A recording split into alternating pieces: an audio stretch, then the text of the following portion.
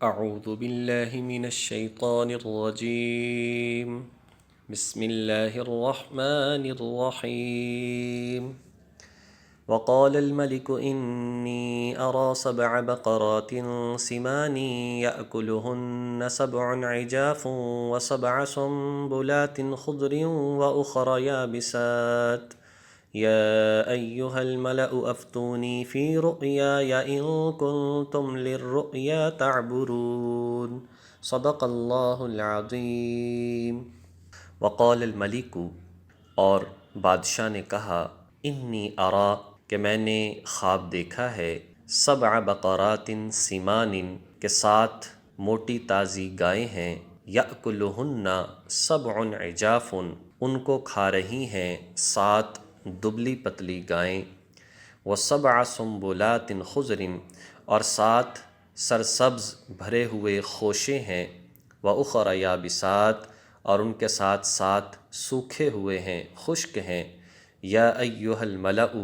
اے میرے درباریو، افتونی فی رؤیایا، تم مجھے تعبیر دو میرے اس خواب کے بارے میں، ان کنتم للرؤیا تعبرون، اگر تم خوابوں کی تعبیر بتا سکتے ہو، اگر تم میرے اس خواب کا مطلب بتا سکتے ہو۔ قالوا، وہ کہنے لگے، اضغاث احلام، یہ تو بکھرے ہوئے خیالات ہیں، اضغاث بکھرے ہوئے، احلام خیالات ہیں، وما نحن بتأویل الاحلام بعالمین، اور ہم خوابوں کی تعبیر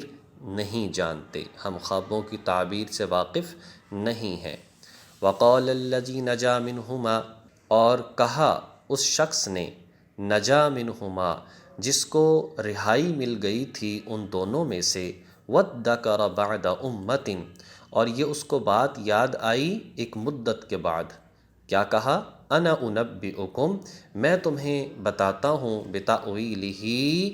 تمہارے اس خواب کی تعبیر، فارسلون، تم مجھے بھیج دو، یعنی یوسف کے پاس تم مجھے بھیج دو۔ بادشاہ ریان بن ولید اپنے وزراء کے ساتھ دربار میں بیٹھا تھا، صبح صبح آیا اور آ کر کہنے لگا، جو لوگ خواب کی تعبیر بتا سکتے ہیں انہیں بلاؤ، اور وزراء بھی وہاں پر بیٹھے تھے، اور پھر کہنے لگا کہ میں نے ایک رات کو خواب دیکھا،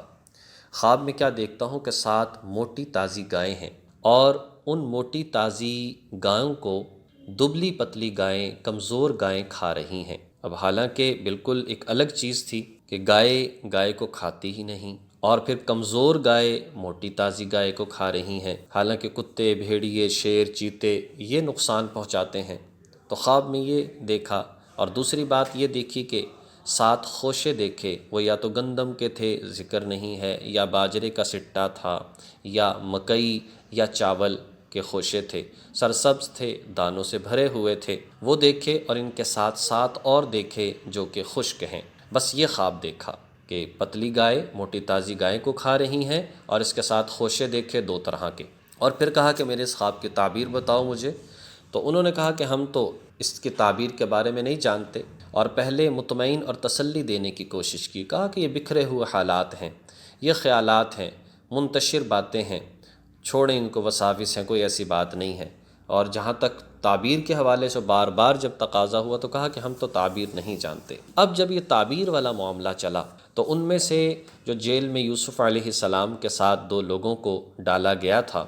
تو اس میں سے وہ جس کو نجات مل گئی تھی، ساقی، پانی پلانے والا، شراب پلانے والا، اس کو یاد آیا تعبیر کے لفظ سے کہ تعبیر تو ہماری بھی بتائی تھی یوسف علیہ السلام نے جیل میں۔ تو بڑا عرصہ گزر گیا، 7 سال، 9 سال، 12 سال، مختلف ذکر آتا ہے۔ اسے فوراً یاد آیا، اور اس نے کہا کہ مجھے معلوم ہے کہ جو آپ کے خواب کی تعبیر بتائے گا،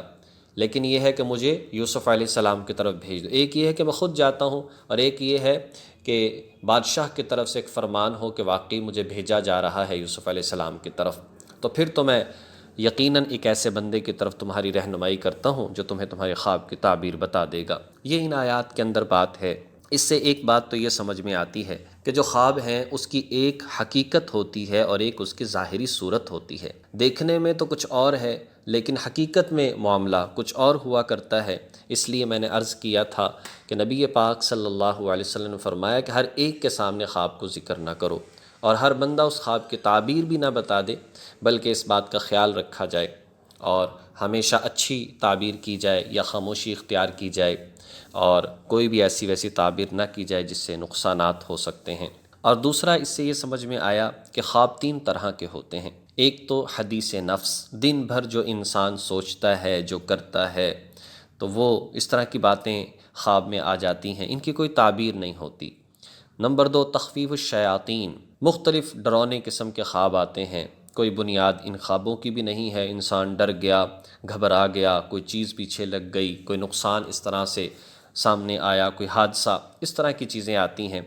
تو اس کی بھی کوئی ایسی خاص تعبیر نہیں جس سے انسان ڈر جائے۔ حدیث میں آتا ہے کہ اعوذ باللہ من الشیطان الرجیم پڑھے، لا حول ولا قوت الا باللہ پڑھے، اور بائیں سائڈ پہ، لیفٹ سائڈ پہ تھوک دے، اور پھر سنت کے مطابق سو جائے۔ سنت کے مطابق سونے کا اہتمام کیا جائے، دعاؤں کا اہتمام کیا جائے، تو پھر اس طرح کے خیالات نہیں آتے۔ اور یہ ہے کہ کھانا سونے سے کچھ دیر پہلے کھایا جائے، گھنٹہ 1.5 گھنٹہ پہلے کھایا جائے، تب بھی اس طرح کی چیزیں نہیں آتی۔ اور تیسرا یہ ہے کہ ایک تو